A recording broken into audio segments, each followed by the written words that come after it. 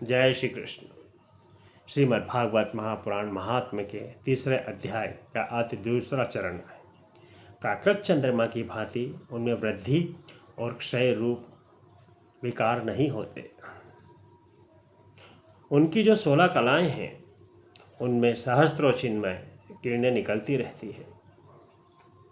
इससे उनके सहस्त्रों भेद हो जाते हैं। इन सभी कलाओं से युक्त नित्य परिपूर्ण श्री कृष्ण इस व्रज भूमि में सदा ही विद्यमान रहते हैं।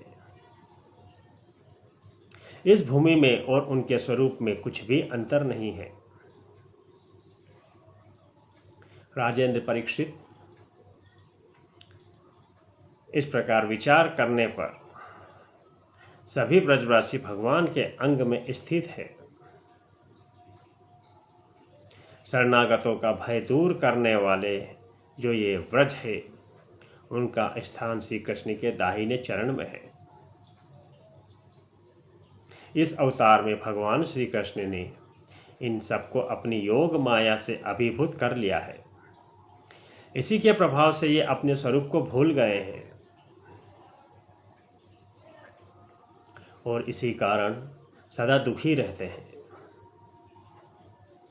यह बात निसंदेह ऐसी ही है। श्री कृष्ण का प्रकाश प्राप्त हुए बिना किसी को भी स्वरूप का बोध नहीं हो सकता।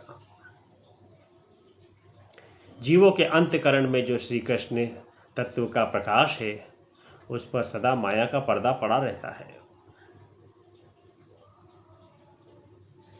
28वें द्वापर के अंत में जब भगवान श्री कृष्ण स्वयं ही सामने प्रकट होकर अपनी माया का पर्दा उठा लेते हैं, उस समय जीवों को उनका प्रकाश प्राप्त होता है। किंतु अब तक वह समय तो बीत गया, इसलिए उनके प्रकाश की प्राप्ति के लिए अब दूसरा उपाय बतलाया जा रहा है। सुनो, 28वें द्वापर के अतिरिक्त समय में यदि कोई श्री कृष्ण तत्व का प्रकाश पाना चाहे तो उसे वह श्रीमद् भागवत से ही प्राप्त हो सकता है। भगवान के भक्त जहाँ जब कभी भागवत शास्त्र का कीर्तन या श्रवण करते हैं वहाँ उस समय भगवान श्री कृष्ण साक्षात रूप से विद्यमान रहते हैं।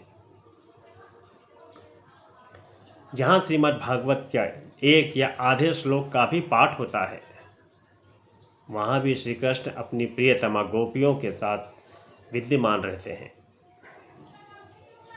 इस पवित्र भारतवर्ष में मनुष्य का जन्म पाकर भी जिन लोगों ने पाप के अधीन होकर श्रीमद् भागवत नहीं सुना उन्होंने मानो अपने ही हाथों से अपनी हत्या कर ली हो। जिन बड़भागियों ने प्रतिदिन श्रीमद् भागवत शास्त्र का सेवन किया उन्होंने अपने माता पिता और पत्नी तीनों के ही कुल का भली भांति उद्धार कर दिया। श्रीमद् भागवत के स्वाध्याय और श्रवण से ब्राह्मणों को विद्या का प्रकाश प्राप्त होता है। क्षत्रिय लोगों को शत्रुओं पर विजय प्राप्त होते हैं। वैश्यों को धन मिलता है और शूद्र स्वस्थ निरोग बने रहते हैं।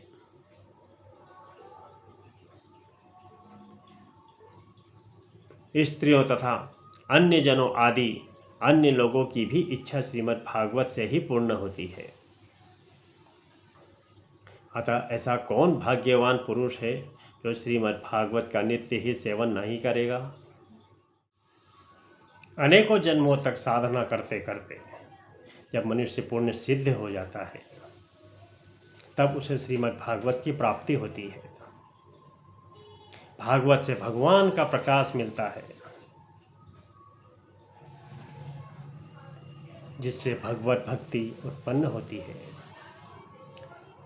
पूर्व काल में सांख्यायन की कृपा से श्रीमद् भागवत बृहस्पति जी को मिला और बृहस्पति जी ने मुझे दिया। इसी से मैं भगवान श्री कृष्ण का प्रियतम सखा हो सका हूँ। परीक्षित, बृहस्पति जी ने मुझे एक आख्यायिका भी सुनाई थी, उसे तुम सुनो।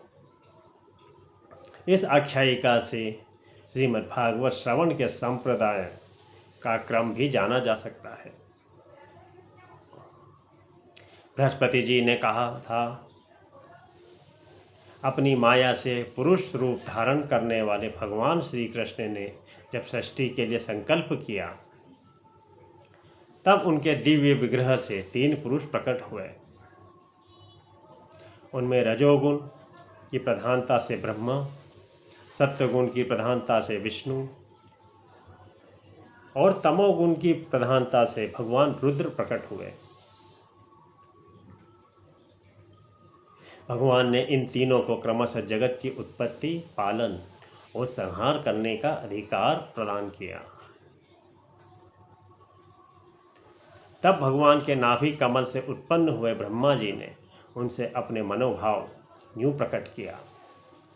तब ब्रह्मा जी ने कहा, परमात्मा, आप नार अर्थात जल में शयन करने के कारण नारायण नाम से प्रसिद्ध हैं। सबके आदिकरण होने से आदि पुरुष है। आपको नमस्कार है प्रभु। आपने मुझे सृष्टि कर्म में लगाया है, मगर मुझे भय है कि सृष्टि काल में अत्यंत पाप आत्मा रजोगुण आपकी स्मृति में कहीं बाधा न डालने लग जाए। अतः कृपा करके ऐसी कोई बात बताएं जिससे आपकी याद बराबर बनी रहे। बृहस्पति जी कहते हैं, जब ब्रह्मा जी ने ऐसी प्रार्थना की, तब पूर्व काल में भगवान ने उन्हें श्रीमद् भागवत का उपदेश देकर कहा, ब्राह्मण, तुम अपने मनोरथ की सिद्धि के लिए सदा ही इसका सेवन करते रहो। ब्रह्मा जी श्रीमद् भागवत का उपदेश पाकर बड़े प्रसन्न हुए और उन्होंने श्री कृष्ण की नित्य प्राप्ति के लिए तथा 7 आवरणों का भंग करने के लिए श्रीमद् भागवत का सप्ताह पारायण किया। सप्ताह यज्ञ की विधि के 7 दिनों तक श्रीमद् भागवत का सेवन करते रहने से ब्रह्मा जी के सभी मनोरथ पूर्ण हो गए। इससे वे सदा भगवत स्मरण पूर्वक सृष्टि का विस्तार करते और बारंबार सप्ताह यज्ञ का अनुष्ठान करते रहते हैं। ब्रह्मा जी की ही भांति विष्णु ने भी अपने अभिष्ट अर्थ का सिद्धि के लिए उन परम पुरुष परमात्मा से प्रार्थना की, क्योंकि उन पुरुषोत्तम ने विष्णु को भी प्रजा पालन करने के लिए नियुक्त किया है।